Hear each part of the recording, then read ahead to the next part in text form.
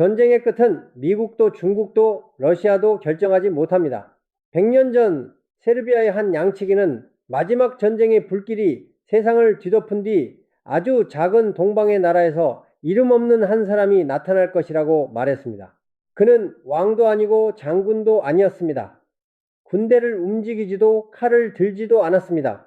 그러나 그의 한마디가 닫혀있던 국경을 흔들고 갈라진 민족을 다시 마주보게 하며 세계의 질서를 뒤집을 것이라고 했습니다.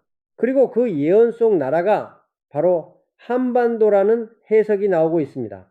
전쟁으로 폐허가 된 땅, 하나의 민족이 둘로 갈라진 나라, 세계의 강대국들 사이에서 끊임없이 선택을 강요받아온 작은 반도, 타라비치는 그곳을 두고 이렇게 말했다고 전해집니다.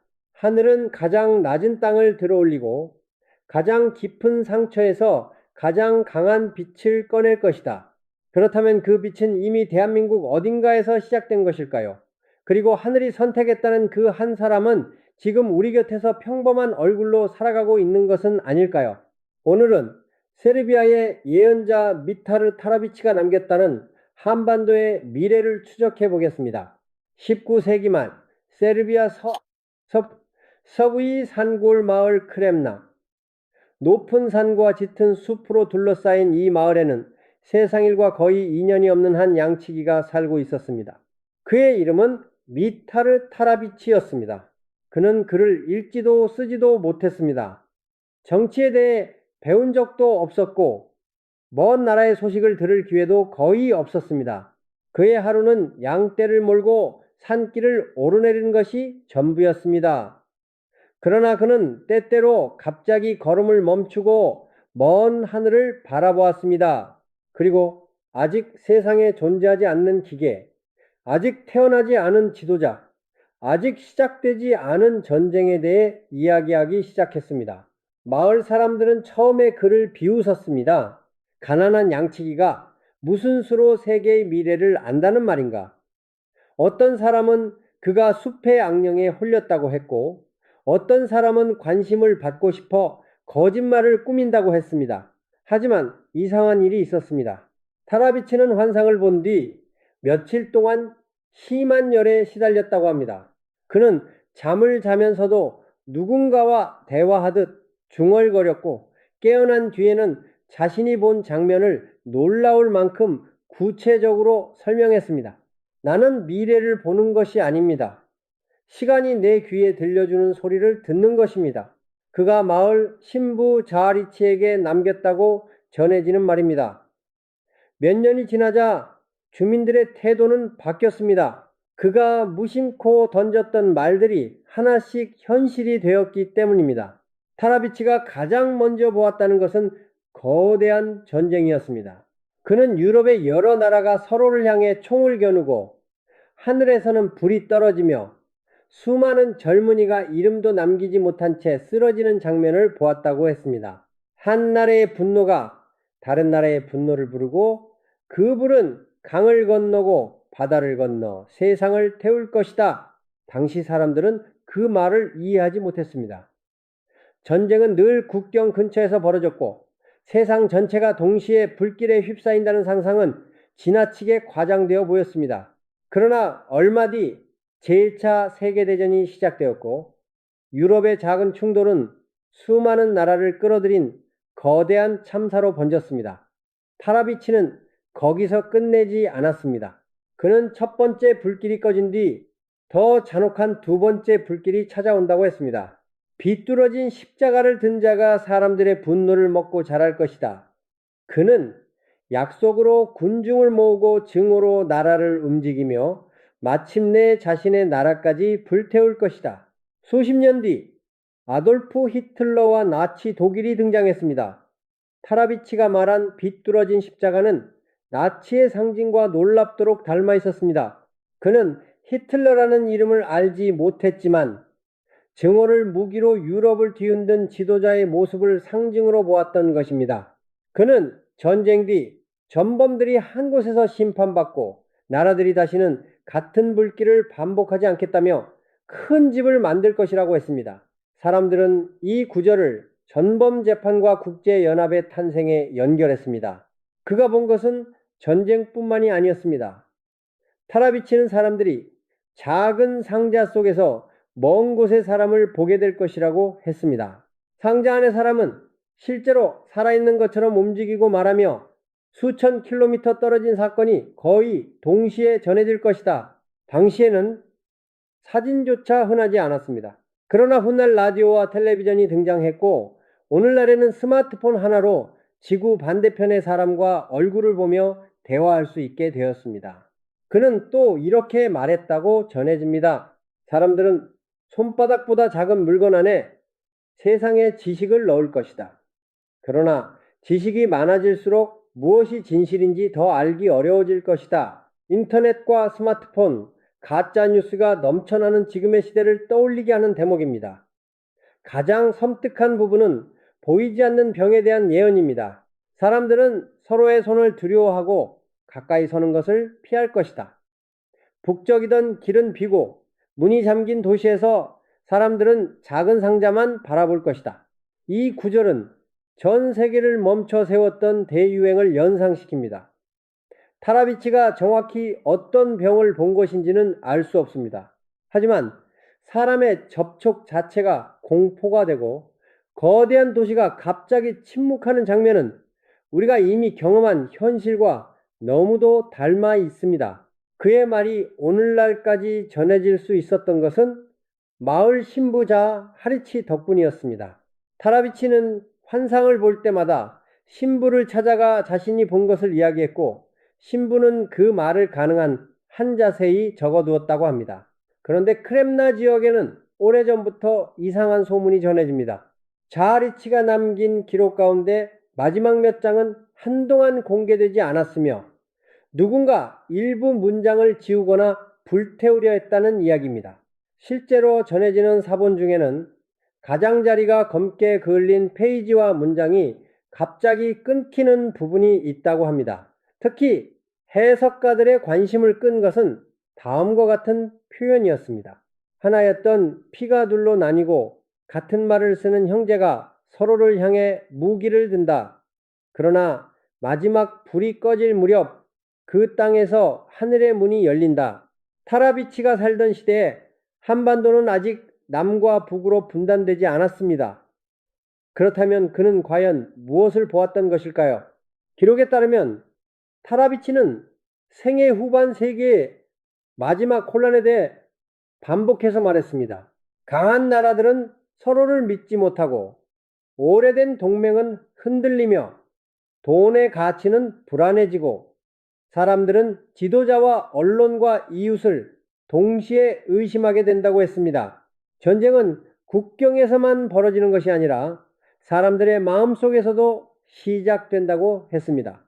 그리고 그 혼란이 절정에 이를 때 동쪽의 작은 나라에 빛이 켜진다고 했습니다. 서쪽의 횃불이 약해질 때 동쪽의 하늘이 갈라질 것이다.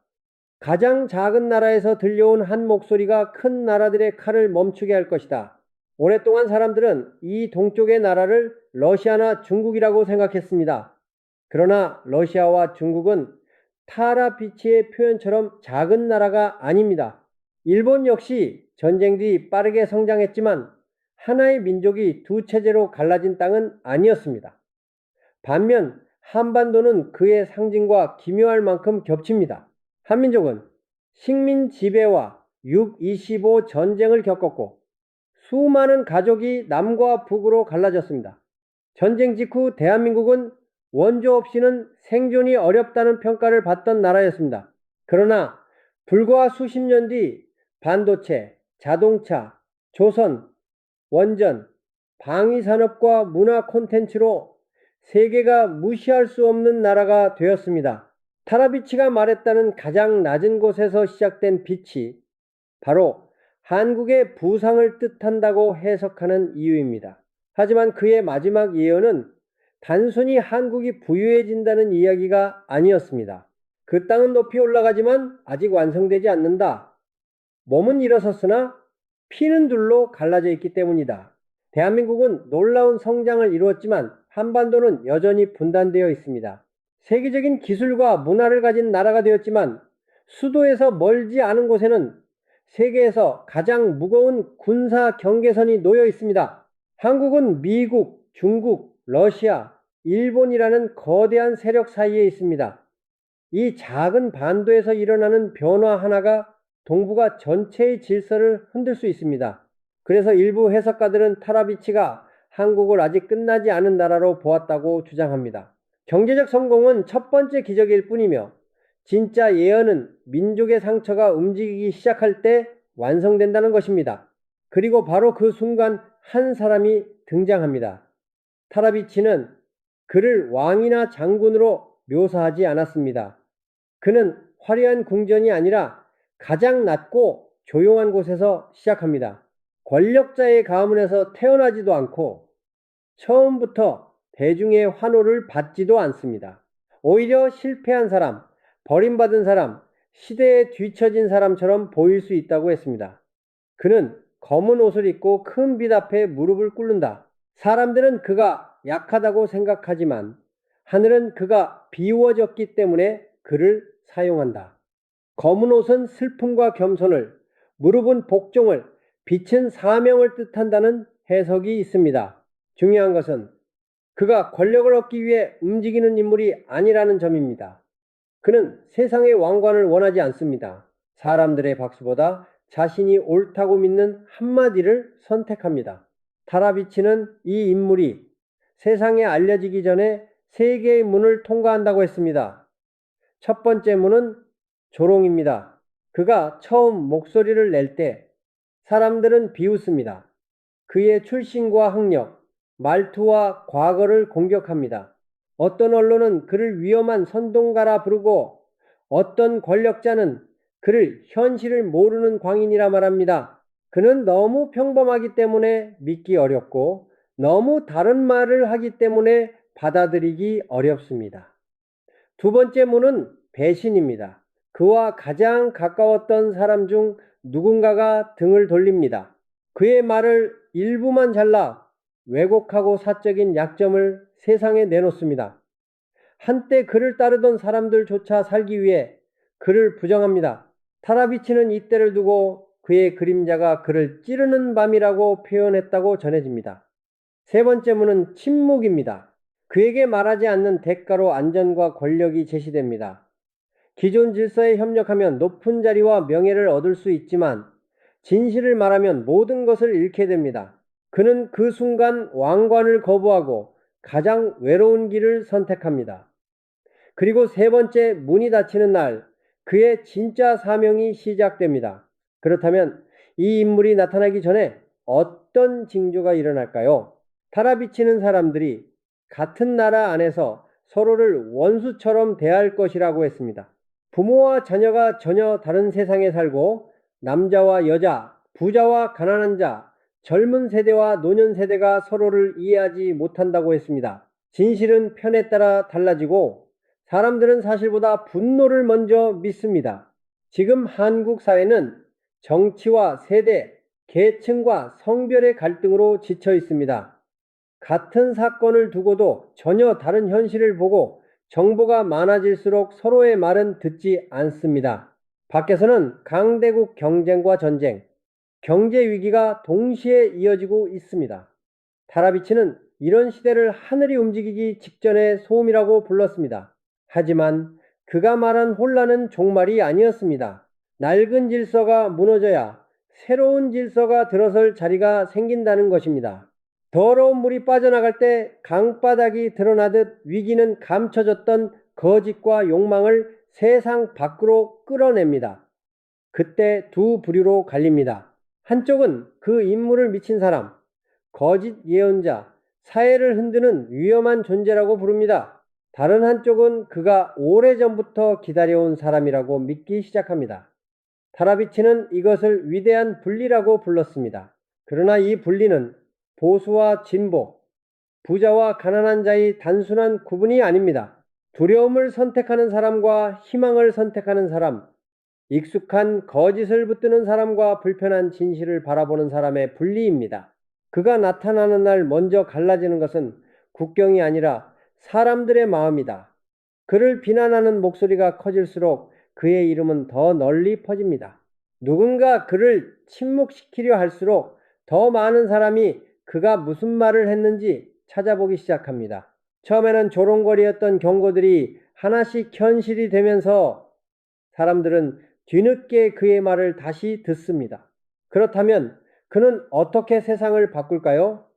타라비치의 기록에서 가장 인상적인 부분은 그가 군대를 움직이지 않는다는 점입니다. 그는 대통령이 될 수도 있고 종교 지도자가 될 수도 있으며 정치와 전혀 상관없는 인물일 수도 있습니다. 하지만 그의 힘은 직책에서 나오지 않습니다. 그의 칼은 입안에 있고 그의 군대는 보이지 않는다. 그의 무기는 말과 진실입니다. 그는 사람들의 두려움을 이용해 권력을 얻는 대신 두려움 자체를 무너뜨립니다. 상대를 굴복시키는 대신 서로 말을 듣게 만듭니다. 전쟁을 승리와 패배의 문제로 보지 않고 더 이상 피를 흘리지 않는 방법을 묻습니다. 그리고 그의 목소리는 한반도의 북쪽을 향합니다. 크렘나의 오래된 구전에는 이런 문장이 있었다고 합니다. 북쪽의 문은 쇠로 닫혀 있으나 쇠로 열리지 않는다.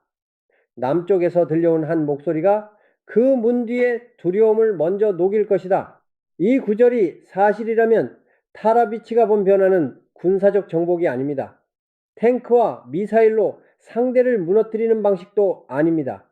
남과 북의 사람들이 서로를 적으로만 바라보게 만든 공포를 해체하는 것입니다.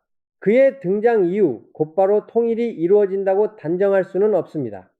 오히려 처음에는 더 큰 긴장과 혼란이 찾아올 가능성이 있습니다. 북쪽에서 예상하지 못한 변화가 일어나고 주변 강대국들은 각자의 이익을 지키기 위해 한반도에 손을 뻗습니다. 오래된 협정이 흔들리고 한국은 누구의 편에 설 것인지 강요받게 됩니다. 그 순간 이 인물은 어느 강대국의 대리인이 되는 것을 거부합니다. 그는 한반도의 운명을 다른 나라의 거래 대상으로 내버려 두지 않습니다. 그리고 전쟁을 피하면서도 굴복하지 않는 전혀 다른 길을 제시합니다. 처음에는 불가능한 이상론처럼 들리지만 시간이 흐르면서 남과 북의 주민과 해외 동포, 전쟁에 지친 평범한 사람들이 반응하기 시작합니다.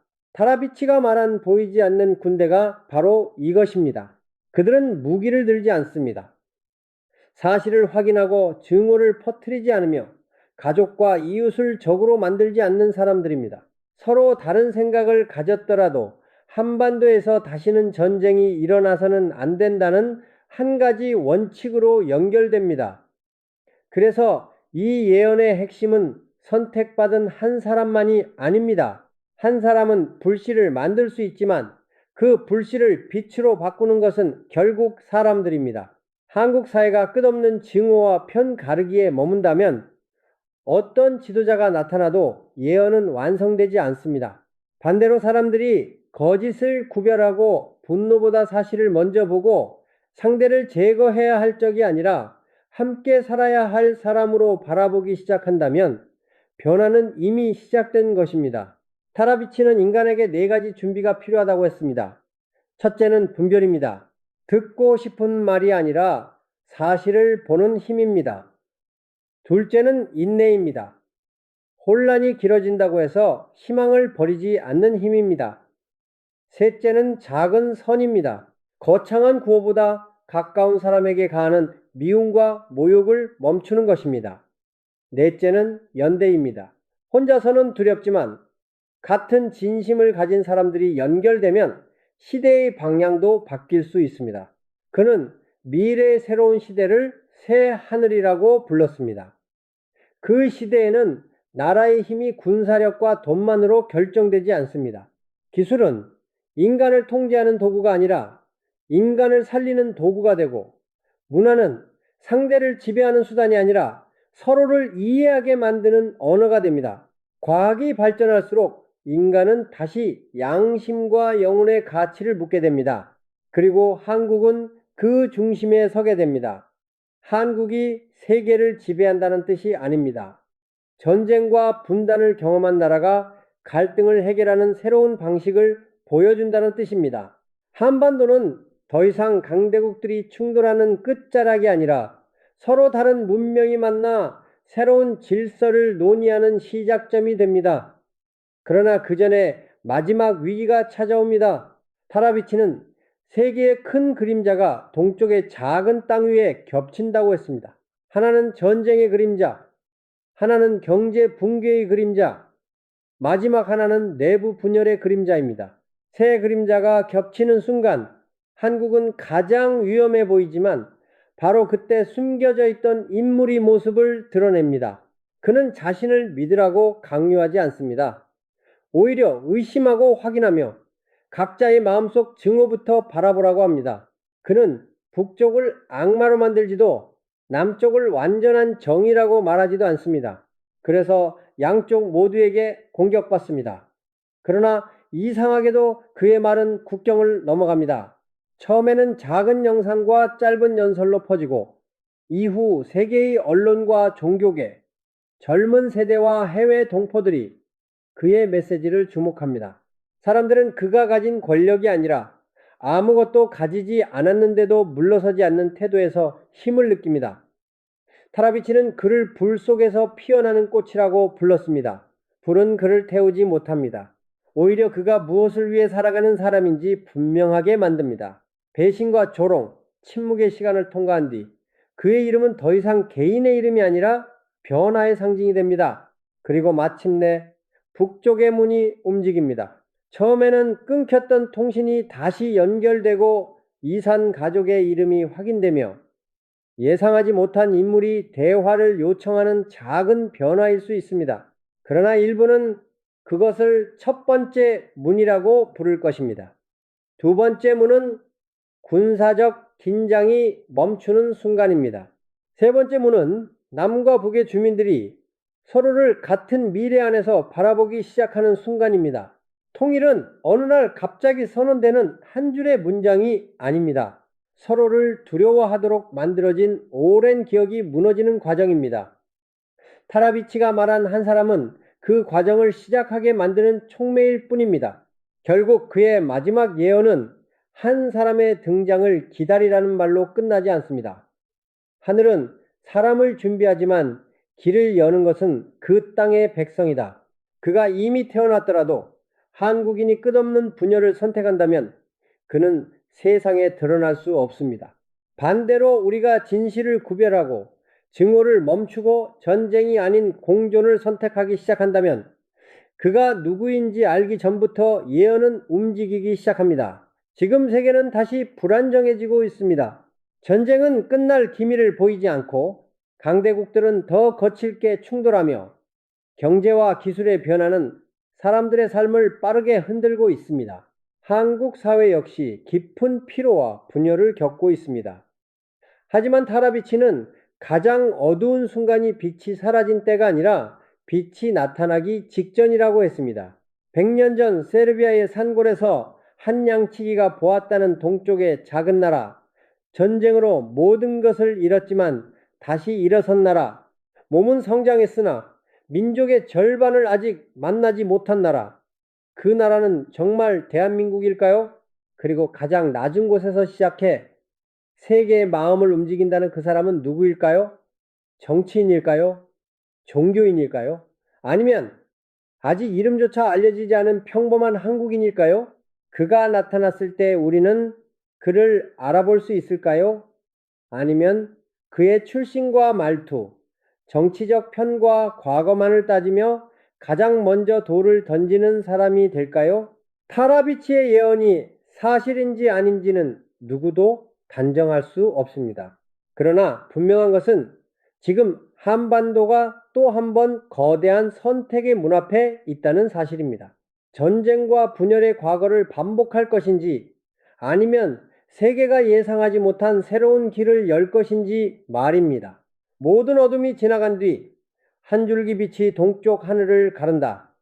빛은 하늘에서 오지만 그 빛을 세상에 비추는 것은 인간의 마음이다. 그 예언의 시간이 이미 시작되었다면 하늘이 선택한 사람만 준비되고 있는 것이 아닙니다. 그를 알아볼 우리 역시 시험받고 있는 것입니다. 여러분은 타라비치가 말한 동쪽의 나라가 정말 대한민국이라고 생각하십니까? 그리고 하늘이 보낸 한 사람은 이미 우리 곁에 나타났다고 보십니까? 댓글로 여러분의 생각을 들려주시기 바랍니다. 방금 전까지는 또 다른 이야기였습니다. 그리고 지금부터는 완전히 새로운 주제로 넘어가 보겠습니다. 고요한 아침의 땅에서 빛이 온다. 신성한 본질을 가진 자가 곧 나타난다. 2005년 어느 초여름 멕시코 유카탄 반도 깊숙한 정글 속 한 소년이 마야 신전 앞에서 입을 열었습니다. 검은 옷의 아버지가 떠나고 은빛 머리의 아버지가 물러선다. 두 태양이 함께 떠오르는 날 동쪽의 새벽이 시작된다. 당시 12살이었던 이 소년은 스스로를 마야 문명의 마지막 계승자라 불렀습니다. 이름은 아흐 이스타북. 그의 할아버지와 증조 할아버지는 모두 칠란, 즉 예언을 담당하는 신관이었습니다. 그러나 그 예언은 너무도 구체적이었고 너무도 멀리 있는 미래를 가리키고 있었습니다. 사람들은 웃으며 지나쳤습니다. 한 소년의 환상일 뿐이라고요. 그런데 놀라운 일이 벌어지기 시작합니다. 불과 몇 개월 후인 2005년 4월 전 세계 13억 가톨릭 신자들이 슬픔에 잠겼습니다. 교황 요한 바오로 2세가 84살을 일기로 선종한 것입니다. 검은 옷은 교황의 상징이었습니다. 그리고 8년 후인 2013년 2월 또 하나의 역사적 사건이 일어납니다. 교황 베네딕토 16세가 598년 만에 스스로 교황직을 사임한다고 발표합니다. 은빛 머리를 가진 독일 출신의 노교황이 자리에서 물러난 것입니다. 그리고 그해 3월 전례 없는 일이 벌어졌습니다. 새 교황 프란치스코와 전임 교황 베네딕토 16세가 바티칸에 함께 머물게 된 것입니다. 역사상 처음으로 두 명의 교황이 동시에 존재하는 시대가 온 것입니다. 소년이 말한 두 태양이 내 저지대 저그릇 차례 더 주는 날이 현실이 된 순간이었습니다. 이 모든 것이 우연일까요? 그는 대체 어떻게 알았던 걸까요? 그리고 그가 말한 동쪽의 새벽은 무엇을 의미하는 걸까요? 시청자 여러분, 이제부터 우리는 아흐 이스타북이라는 마야의 마지막 예언자가 남긴 놀라운 이야기 속으로 들어갑니다.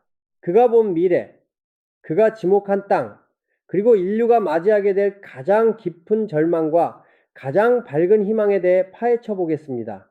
아흐 이스타북은 교황의 예언만으로 세계의 주목을 받은 것이 아닙니다. 그는 이미 그전부터 수많은 예언을 남겼고 그 대부분이 현실이 되었습니다. 그의 예언은 단순한 미래 예측이 아니었습니다. 그것은 마치 이미 일어난 일을 기억해내듯 정확했습니다. 2002년 그는 이렇게 말했습니다. 큰 물결이 신성한 산을 집어삼킨다. 땅이 흔들리고 바다가 일어서며 빛의 나라가 어둠에 잠긴다.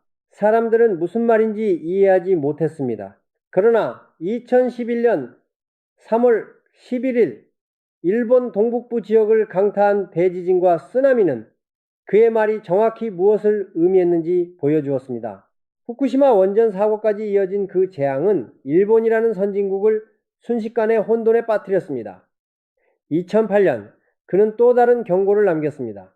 종이로 만든 집들이 무너진다. 사람들은 먹을 것이 없다고 울부짖지만 창고에는 곡식이 넘친다. 당시 아무도 이 말을 심각하게 받아들이지 않았습니다.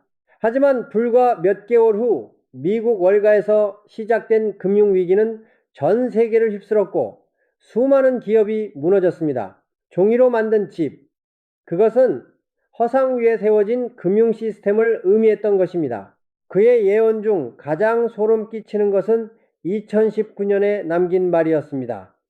보이지 않는 뱀이 온다. 그것은 숨을 통해 들어오고 사람들은 얼굴을 가린 채 서로를 두려워하게 된다. 축제는 멈추고 하늘길은 끊어진다. 불과 1년 후 신종 코로나 바이러스가 전 세계를 강타했습니다. 사람들은 마스크로 얼굴을 가렸고 국경은 봉쇄되었으며 모든 축제와 행사가 중단되었습니다. 보이지 않는 뱀, 그것은 바이러스를 상징하는 완벽한 표현이었습니다. 이제 사람들은 깨닫기 시작했습니다. 이 소년의 말은 더 이상 무시할 수 없는 것이라는 사실을요. 중남미의 여러 방송이 그를 인터뷰하기 시작했고 학자들이 그를 연구하기 시작했습니다. 그러나 정작 아흐이스타북 본인은 조용했습니다. 그는 사람들의 관심을 피했고 오직 필요할 때만 입을 열었습니다. 나는 예언자가 아닙니다. 나는 단지 본 것을 말할 뿐입니다. 시간은 직선이 아니라 원입니다. 과거와 미래는 하나로 이어져 있고 어떤 사람들은 그 원위를 걸으며 모든 순간을 볼 수 있습니다. 그는 자신을 특별한 존재로 여기지 않았습니다. 다만 마야의 전통을 이어받은 마지막 세대로서 자신이 보는 것을 전달할 책임이 있다고 믿었을 뿐입니다. 시청자 여러분, 과거를 정확히 맞춘 예언자가 미래에 대해 남긴 말이 있다면 우리는 귀 기울여야 하지 않을까요? 그렇다면 그가 본 미래는 과연 어떤 모습일까요? 그리고 그 미래 속에서 한국은 어떤 역할을 하게 되는 걸까요? 아흐 이스타북은 2025년을 기점으로 세계가 거대한 전환점을 맞이한다고 말했습니다. 그는 이 시기를 마야어로 우시케라 불렀습니다. 얼어붙는 바람의 시대라는 뜻입니다.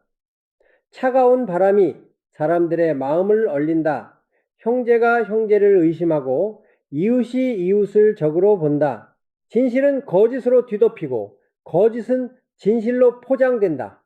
사람들은 무엇을 믿어야 할지 알지 못한 채 혼란 속을 헤맨다. 이 말이 나온 것은 2017년이었습니다. 그러나 지금 우리가 보고 있는 세계는 어떤가요? SNS를 통해 쏟아지는 정보의 홍수 속에서 사람들은 진짜와 가짜를 구분하지 못하고 있습니다. 정치적 이념은 점점 극단으로 치닫고 있으며 중도는 사라지고 있습니다. 좌와 우, 진보와 보수, 세대와 세대, 지역과 지역이 서로를 향해 날을 세우고 있습니다. 아흐 이스타북이 말한 얼어붙는 바람의 시대가 이미 시작된 것은 아닐까요? 그러나 더 심각한 것은 다음 예언이었습니다. 그는 이 시기를 밭이라고도 불렀습니다. 환영에 사로잡힌 시대라는 의미입니다. 사람들은 손안의 작은 거울만 바라본다. 그 거울 속에는 진짜 세상이 아닌 꾸며진 세상만 비친다. 사람들은 서로 만나지 않고도 연결되었다고 믿으며 혼자 있으면서도 외롭지 않다고 착각한다. 영혼은 갈수록 메말라가지만 아무도 그 갈증을 느끼지 못한다. 손안의 작은 거울, 그것은 스마트폰을 의미하는 것이 아닐까요?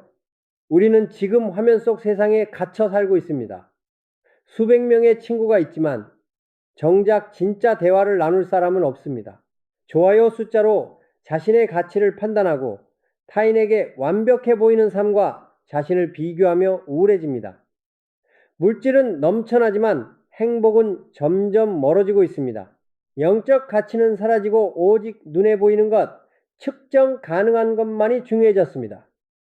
아흐 이스타북은 이것이 인류 역사상 가장 위험한 순간이라고 경고했습니다. 과거에는 칼과 총으로 사람을 죽였다. 이제는 거짓과 환영으로 영혼을 죽인다. 몸은 살아있지만 안은 이미 죽은 자들로 세상이 가득 찬다. 그렇다면 이 절망적인 상황에 희망은 없는 걸까요? 구원은 오지 않는 걸까요? 이 질문에 대해 아흐 이스타북은 명확한 답을 남겼습니다. 가장 어두운 밤이 끝날 무렵 동쪽에서 빛이 온다. 동쪽, 그것은 어디를 의미하는 걸까요? 시청자 여러분, 이제부터 이야기는 놀라운 방향으로 전개됩니다. 아흐 이스타북이 지목한 그 땅은 바로 한국이었습니다. 2016년 한 다큐멘터리 제작진이 아흐 이스타북을 인터뷰했습니다. 그들은 세계 지도를 펼쳐놓고 물었습니다. 당신이 말하는 동쪽의 빛은 어디에서 오는 것입니까? 소녀는 주저없이 한반도를 가리켰습니다. 이것입니다. 고요한 아침의 땅, 전쟁으로 갈라진 땅, 슬픔을 아는 땅, 바로 이곳에서 새로운 성인이 나타납니다. 고요한 아침의 땅, 한국의 옛 이름 중 하나가 아침 고요의 나라가 아니었습니까? 전쟁으로 갈라진 땅, 70년이 넘도록 분단의 아픔을 겪고 있는 땅이 아닙니까? 슬픔을 아는 땅, 수많은 침략과 아픔을 겪으면서도 꿋꿋이 일어선 땅이 아닙니까? 제작진은 더 구체적으로 물었습니다. 그 성인은 언제 나타납니까? 어떤 모습입니까? 아흐 이스타북은 눈을 감고 잠시 침묵했습니다. 그리고 천천히 입을 열었습니다. 그 사람은 왕이 아닙니다. 장군도 아닙니다. 그는 권력으로 사람을 이끌지 않습니다. 그가 가진 것은 오직 진리와 사랑뿐입니다. 그의 말은 단순하지만 깊고 그의 삶은 평범하지만 신성합니다. 사람들은 그를 보면서 자신의 본래 모습을 기억하게 됩니다. 그는 이어서 말했습니다. 그는 동쪽과 서쪽을 이어줍니다. 과학과 영성을 하나로 만듭니다. 오래된 지혜와 새로운 지식을 결합합니다. 그가 하는 일은 새로운 종교를 만드는 것이 아닙니다. 흩어진 조각들을 다시 모으는 것입니다. 제작진은 놀랐습니다. 마야의 예언자가 한국을 그토록 구체적으로 지목한다는 것이 믿기지 않았습니다. 그들은 물었습니다. 왜 하필 한국입니까?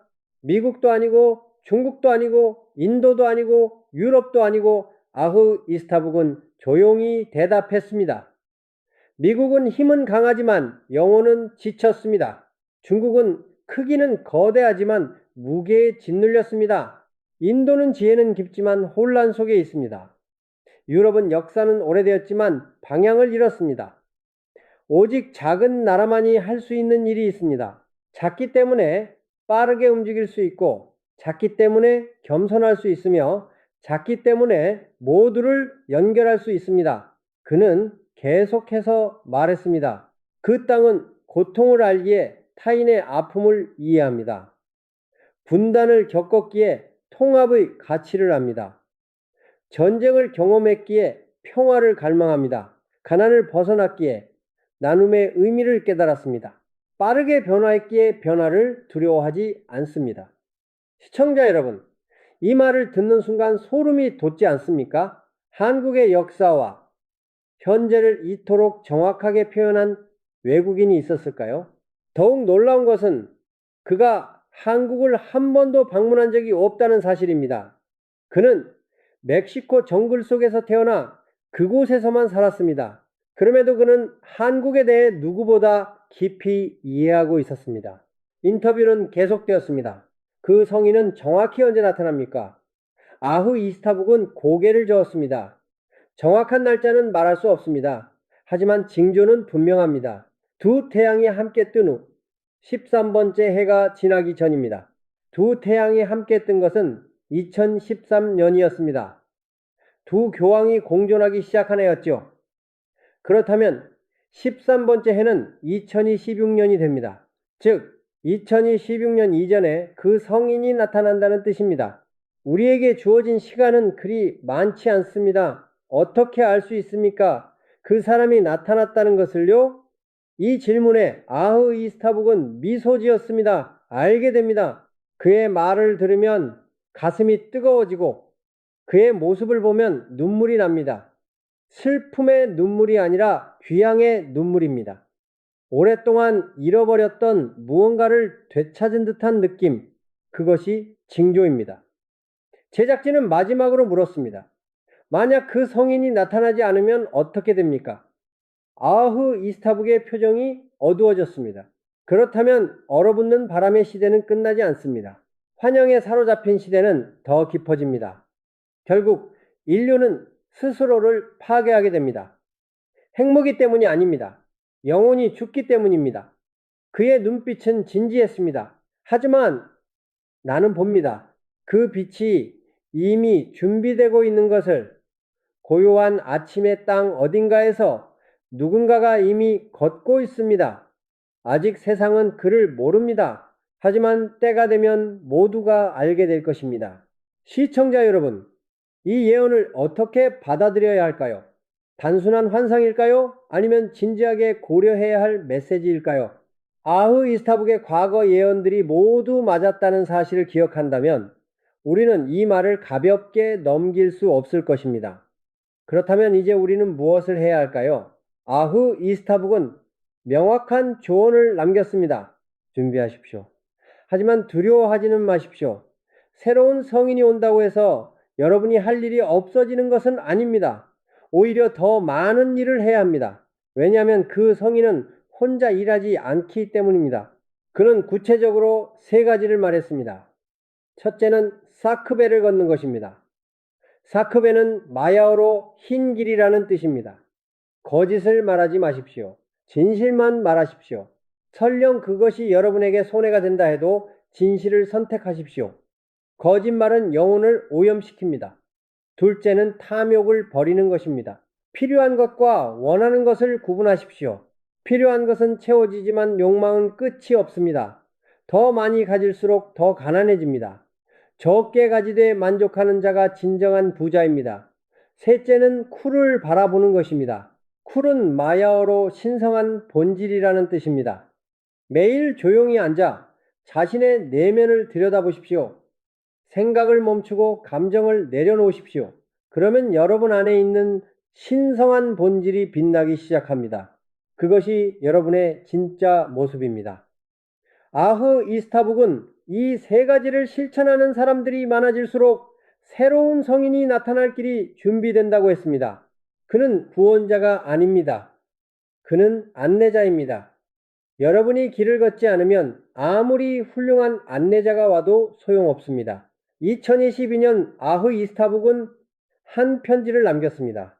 그 편지는 한국어로 번역되어 일부 영성단체를 통해 조용히 퍼졌습니다. 편지의 내용은 이랬습니다. 고요한 아침의 땅에 사는 형제자매들에게 여러분은 축복받은 사람들입니다. 왜냐하면 여러분의 땅에서 새로운 시대가 시작될 것이기 때문입니다. 하지만 축복은 동시에 책임입니다. 여러분이 어떻게 사느냐에 따라 전 세계의 운명이 결정됩니다. 나는 여러분에게 특별한 사람이 되라고 말하지 않습니다. 오히려 평범해지십시오. 진정으로 평범한 사람, 즉 본질을 회복한 사람이 되십시오. 높은 곳을 바라보지 마십시오. 깊은 곳을 들여다보십시오. 밖으로 달려가지 마십시오. 안으로 들어가십시오. 곧 여러분 중 한 사람이 일어설 것입니다. 그는 유명인이 아닐 수 있습니다. 부자도 아닐 수 있습니다. 권력자도 아닐 것입니다. 하지만 그의 말은 바람처럼 퍼져나갈 것이고 그의 삶은 빛처럼 빛날 것입니다. 그때 여러분은 알게 될 것입니다. 우리가 기다리던 사람이 왔다는 것을요. 시청자 여러분, 편지를 읽으면서 가슴이 두근거리지 않습니까? 혹시 그 사람이 이미 우리 곁에 있는 것은 아닐까요? 혹시 우리가 아직 알아보지 못하고 있는 것은 아닐까요? 아흐 이스타북의 예언 중 가장 신비로운 부분이 있습니다. 그는 새로운 성인이 할 일에 대해 구체적으로 말했습니다. 그는 세 개의 다리를 하나로 이을 것입니다. 첫 번째 다리는 과학입니다. 두 번째 다리는 철학입니다. 세 번째 다리는 영성입니다. 지금까지 이 셋은 각자의 길을 걸었습니다.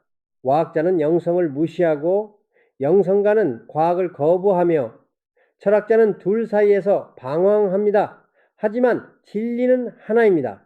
새로운 성인은 양자 물리학을 통해 의식을 설명하고 명상을 통해 뇌과학을 증명하며 고대 경전을 통해 현대 심리학을 해석할 것입니다. 그의 가르침을 들으면 과학자는 고개를 끄덕이고 수도자는 눈물을 흘리며 일반인은 무릎을 칩니다. 왜냐하면 모두가 이해할 수 있는 언어로 가장 깊은 진리를 말하기 때문입니다. 이 말을 들으면서 우리는 한국의 현실을 돌아보게 됩니다. 한국은 세계에서 가장 빠르게 발전한 나라 중 하나입니다. 불과 한 세대 만에 극빈국에서 선진국이 되었습니다. 첨단 기술과 전통 문화가 공존하는 독특한 나라입니다. K-팝, K-드라마, K-푸드가 전 세계를 사로잡고 있습니다. 그리고 동시에 불교, 유교, 기독교가 평화롭게 공존하는 드문 나라이기도 합니다. 혹시 이런 독특한 조건들이 아흐 이스타북이 한국을 지목한 이유는 아닐까요? 동양과 서양의 가교 역할을 할 수 있는 위치, 전통과 현대를 동시에 이해하는 문화, 빠른 변화를 수용하는 유연성, 이 모든 것이 새로운 시대를 여는 데 필요한 조건들이 아닐까요? 아흐이스타북은 또한 경고도 남겼습니다. 그 성인이 나타나도 모두가 받아들이는 것은 아닙니다. 오히려 많은 사람들이 반대할 것입니다. 기득권자들은 그를 위험하다고 말할 것이고, 종교 지도자들은 그를 이단이라 부를 것이며, 정치인들은 그를 무시할 것입니다. 하지만 진리는 권위가 필요 없습니다. 아름다운 꽃이 자신이 아름답다고 주장하지 않듯이 진리는 스스로 증명합니다. 그 성인의 말을 듣고 삶을 바꾼 사람들이 하나둘 나타나기 시작하면 물결은 거대한 파도가 됩니다. 그는 이 과정을 세 단계로 설명했습니다. 첫 단계는 무시입니다. 처음에는 아무도 관심을 갖지 않습니다. 그저 이상한 사람 정도로 여깁니다. 두 번째 단계는 조롱입니다. 사람들이 알아차리기 시작하면 비웃고 공격합니다. 너무 이상적이라고, 현실성이 없다고, 위험하다고 말합니다. 세 번째 단계는 수용입니다. 마침내 사람들은 깨닫습니다. 그가 옳았다는 것을요. 그리고 그때부터 변화는 눈사태처럼 빠르게 일어납니다. 시청자 여러분, 역사를 돌아보면 모든 위대한 스승들이 이 과정을 겪었습니다. 부처도, 예수도, 소크라테스도, 간디도 처음에는 무시당하고 조롱받았습니다. 하지만 결국 그들의 가르침은 인류를 변화시켰습니다. 혹시 우리는 지금 그런 순간에 문턱에 서 있는 것은 아닐까요? 2013년 아흐 이스타북과의 마지막 접촉이 있었습니다. 그는 깊은 정글 속으로 들어갔고 더 이상 외부와 연락하지 않기로 결정했다고 합니다. 떠나기 전 그는 짧은 메시지를 남겼습니다. 나의 역할은 끝났습니다. 씨앗은 뿌려졌고 이제 그것이 자라는 것을 지켜볼 시간입니다. 고요한 아침의 땅에서 곧 놀라운 일이 일어날 것입니다. 준비하십시오. 하지만 두려워하지 마십시오. 가장 어두운 밤이 끝나고 새벽이 밝아오고 있습니다. 그리고 마지막으로 이렇게 덧붙였습니다. 여러분, 모두가 그 성인입니다. 한 사람이 나타나는 것이 아니라 한 사람을 통해 여러분 모두가 깨어나는 것입니다. 그가 보여주는 것은 특별한 능력이 아니라 여러분이 원래 가지고 있던 본질입니다. 그러니 밖에서 구원자를 찾지 마십시오. 안을 들여다보십시오. 답은 이미 여러분 안에 있습니다. 지금 이 순간에도 한국 어딘가에서 누군가가 조용히 자신의 길을 걷고 있을지 모릅니다. 평범한 직업을 가지고 평범한 삶을 살면서도 내면에서는 깊은 깨달음을 키워가고 있을지 모릅니다. 언젠가 때가 되면 그는 일어설 것이고 사람들은 그의 말을 듣게 될 것입니다. 아니면 어쩌면 그 성인은 한 사람이 아니라 여러 사람일 수도 있습니다. 각자의 자리에서 진실을 말하고 탐욕을 버리며 내면의 신성함을 회복하는 수많은 평범한 사람들. 그들이 모여 만드는 집단적 깨어남. 그것이 아흐 이스타북이 본 미래일지도 모릅니다. 우리는 지금 거대한 갈림길 앞에 있습니다. 한쪽 길은 얼어붙는 바람의 시대가 계속되는 미래입니다. 분열과 혼란, 거짓과 환영, 영혼의 죽음으로 향하는 길입니다. 다른 쪽 길은 새로운 새벽이 밝아오는 미래입니다. 통합과 조화, 진실과 깨어남, 본질의 회복으로 향하는 길입니다. 어느 길로 갈 것인가? 그 선택은 어느 한 사람의 손에 달려있지 않습니다. 그것은 우리 모두의 손에 달려 있습니다. 지금 이 순간 이 글을 읽고 있는 당신의 손에 달려 있습니다. 아흐 이스타북이 말한 흰 길, 사크베를 걸을 것인가? 진실만 말하고 탐욕을 버리며 내면의 신성함을 바라볼 것인가? 아니면 계속해서 거짓과 욕망과 환영 속에서 살 것인가? 마야 문명은 찬란했지만 결국 무너졌습니다. 그들이 남긴 피라미드와 신전은 정글에 묻혔고 오랫동안 잊혔습니다. 하지만 그들의 지혜는 사라지지 않았습니다. 그 지혜는 마지막 계승자를 통해 우리에게 전달되었습니다. 이제 그 지혜를 어떻게 사용할 것인가는 우리의 몫입니다. 2025년 우리는 지금 그 해를 살고 있습니다. 얼어붙는 바람의 시대, 환영에 사로잡힌 시대가 본격적으로 시작되는 해입니다. 동시에 새로운 가능성이 열리는 해이기도 합니다. 고요한 아침의 땅에서 무언가가 준비되고 있는 해입니다. 당신은 느끼고 있습니까? 공기 중의 감도는 미묘한 변화를요. 무언가 큰일이 일어나기 직전의 고요함을요. 태풍의 눈 속에서처럼 겉으로는 평온해 보이지만 실은 거대한 에너지가 소용돌이치고 있는 이 순간을요. 끝까지 시청해 주셔서 감사합니다. 이 영상이 도움이 되셨다면 구독과 좋아요 부탁드립니다. 다음에 더 흥미로운 예언 이야기로 찾아뵙겠습니다.